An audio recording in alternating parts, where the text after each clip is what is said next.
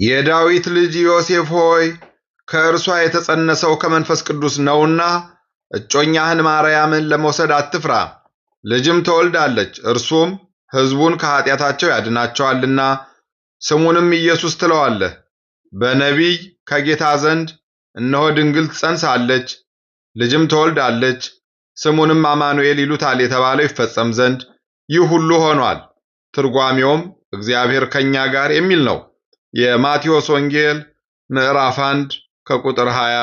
በስመ አብ ወወልድ ወመንፈስ ቅዱስ አሐዱ አምላክ አመ እስራ ወሰሙኑ ለታኅሳስ በዛቲ ዕለት ኮነ በዓለ ጌና ዘውእቱ በዓለ ልደት። አንድ አምላክ በሆነ በአብ በወልድ በመንፈስ ቅዱስ ስም ታኅሳስ 28 በዚህች ዕለት የጌና በዓል ሆነ። ይኸውም የልደት በዓል ነው። ይህም እንዲህ ነው። በአምላካችን በረቀቀ ጥበቡ ሰዎች ሁሉ ይቆጠሩ ዘንድ ስማቸውንም ይጻፉ ይመዘገቡ ዘንድ ከንጉሥ ቄሳር ትእዛዝ ወጣ። ስለዚህም ከእመቤታችን ከከበረች ድንግል ማርያም ጋር ሊቆጠር ዮሴፍ ከናዝሬት ወደ ቤተልሔም የእርሱንና የቡርክት ድንግል ማርያምን ስም ሊያስመዘግብ ወጣ። እርሱ ከይሁዳ ነገድ ከዳዊት ወገን ነውና፣ ቤተልሔምም የዳዊት ቦታው ናትና። የከበረ ወንጌል እንደተናገረ ከዚህም በኋላ በዚያ ሳሉ የምትወልድበት ቀን ደረሰ። የበኩር ልጇንም ወለደች። አውራ ጣቱንም አሰረችው፣ በጨርቅም ጠቅልላ በበረት አስተኛችው። ለማደሪያቸው ቦታ አልነበራቸውምና በዚያም ስፍራ እረኞች ነበሩ። ሌሊቱንም በየተራቸው ተግተው መንጋዎቹን ይጠብቁ ነበረ። እነሆ የእግዚአብሔር መልአክ አጠገባቸው ቆመ፣ የእግዚአብሔርም ብርሃን በላያቸው በራ። ታላቅ ፍርሃትንም ፈሩ። መልአኩም ለእናንተና ለመላው ዓለም ደስታ የሚሆን ታላቅ የምስራች እነግራችኋለሁና አትፍሩ አላቸው። እነሆ ዛሬ በዳዊት አገር መድህን የሆነ ጌታ ክርስቶስ ተወልዶላችኋልና፣ ለእናንተም ምልክቱ እንዲህ ነው፣ ሕፃኑ አውራ ጣቱን ታስሮ በጨርቅ ተጠቅልሎ በበረት ውስጥ ተኝቶ ታገኙታላችሁ አላቸው። ድንገትም ከዚህ መልአክ ጋር ብዙ የሰማይ ሰራዊት እግዚአብሔርን እያመሰገኑ በሰማይም ለእግዚአብሔር ምስጋና ይሁን፣ በምድርም ሰላም ለሰው በጎ ፈቃድ እያሉ መጡ። ከዚህም በኋላ መላእክት ከእነርሱ ዘንድ ባረጉ ጊዜ እነዚህ እረኞች ሰዎች እርስ በርሳቸው ኑ ወደ ቤተልሔም ሄደን ይህን እግዚአብሔር የገለጠልንን ነገር እንወቅ አሉ። ፈጥነውም ሄዱ። ማርያምንም ዮሴፍን ሕፃኑንም በበረት ተኝቶ አገኟቸው። አይተውም የነገሯቸው ስለዚህ ሕፃን እንደሆነ አወቁ።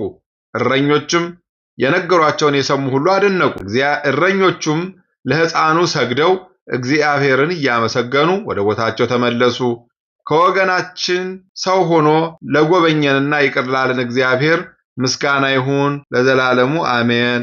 በዚች ዕለት ደግሞ ከእንዴናው ሀገር ሰዎች 150 ወንዶች 24 ሴቶች በሰማዕትነት ሞቱ። እኒህም ቀድሞ ከሃዲያን ነበሩ። የእንዴናው መኮንን የከበረ ሶርያዊ ጳውሎስን በሚያሰቃየው ጊዜ ከዚያ ነበሩ። ሲያሰቃየው የሚመለከቱ ነበረ። መኮንኑም ችንካሮቹን በእሳት አግለው ዓይኖቹን እንዲያወልቁ አዘዘ። ይህንንም ባደረጉ ጊዜ ዓይኖቹ ወለቁ። ከወህኒ ቤትም ጣሉት። በማግስቱም እኒህ ሰዎች ሊያዩት በሄዱ ጊዜ ያለምንም ጉዳት ድኖ ጤነኛ ሆኖ አገኙት። የክብር ባለቤት ጌታችን መድኃኒታችን ኢየሱስ ክርስቶስ አድኖታልና። ይህንንም ድንቅ ተአምር አይተው እጅግ አደነቁ። ጣዖቶቻቸውም ምንም መስራት እንደማይችሉ አስተዋሉ። የክርስቲያኖችም አምላክ እርሱ እውነተኛ አምላክ እንደሆነ አወቁ። ወደ ከበረ ጳውሎስ ሂደው ሰገዱለት፣ እንዲጸልይላቸውም ለመኑት። እርሱም ባረካቸው። እግዚአብሔር እምነታችሁን ተቀብሎ ከሰማዕታት ጋር ይቁጠራችሁ አላቸው። ከዚህም በኋላ ወደ መኮንኑ ቀርበው በክብር ባለቤት በጌታችን ኢየሱስ ክርስቶስ ታመኑ። መኮንኑም ራሶቻቸውን ቁረጡ ብሎ አዘዘና ቆረጧቸው። በመንግሥተ ሰማያትም የሰማዕትነት አክሊልን ተቀበሉ። ለእግዚአብሔር ምስጋና ይሁን፣ እኛንም በሰማዕታት ጸሎት ይማረን ለዘላለሙ አሜን። በዚች ቀን የአባቶቻችን የአብርሃም፣ የይስሐቅ፣ የያዕቆብ መታሰቢያ ነው። ለእግዚአብሔር ምስጋና ይሁን ለዘላለሙ አሜን። አንድ አምላክ በሆነ በአብ በወልድ በመንፈስ ቅዱስ ስም ታኅሳስ 29 በዚች ቀን የከበረና የተመሰገነ ታላቅ የልደት በዓል ሆነ።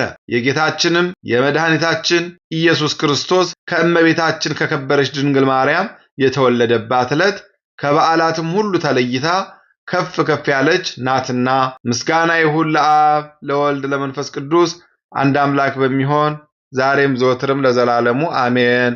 በታኅሳስ 28 ቀን የሚከበሩ ዓመታዊ የቅዱሳን በዓላት አማኑኤል አምላካችን፣ በዓለ ጌና ስቡሕ፣ ይህ በ4 ዓመት አንድ ጊዜ የሚሆን ነው።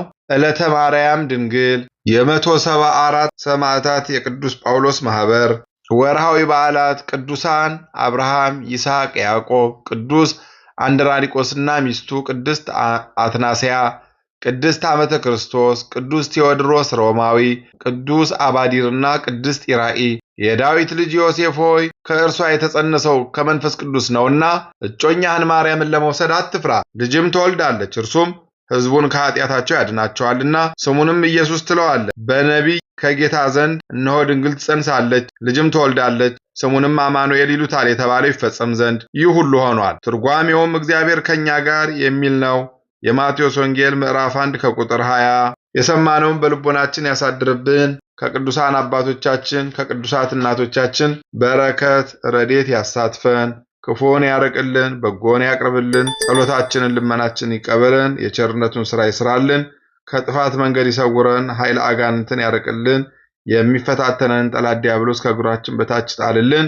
ይቅርታውን ቸርነቱን አያርቅብን። በዓሉን የሰላም በዓል የጤና በዓል ያድርግልን። የቸርነቱን ሥራ እንዲሰራልን የአምላካችን ቅዱስ ፈቃድ ይሁንልን። ዝናመ ምሕረቱን እክለ በረከቱን ያድለን። በጸሎታችሁ አስቡን አትርሱን ያሉትን በያሉበት ያስብልን። አቡነ ዘበሰማያት ይትቀደስ ስምከ ትምጻእ መንግሥትከ ወይኩን ፈቃድከ በከመ በሰማይ ከማሁ በምድር ሲሳየነ ዘለለ ዕለትነ ሀበነ ዮም ህብ ለነ አበሳነ ኢየሱስ ክርስቶስ ከመ ይስረይ ለነ ኃጣውኢነ ተማኅፀነ ብከ ኃይለ እግዚአብሔር አቢይ። ኦ እግዚእ ኢየሱስ ክርስቶስ ስረይ ኃጢአቴ ወኃጢአተ ኩሉ ሕዝብከ እማእሰረ ኃጢአት እግዚአብሔር ይፍታ። እግዚአብሔር ይባርክ። ሰላም ያሳደረ ሰላም ያውለን፣ ሰላም ያዋለ ሰላም ያሳድረን። ይቆየን።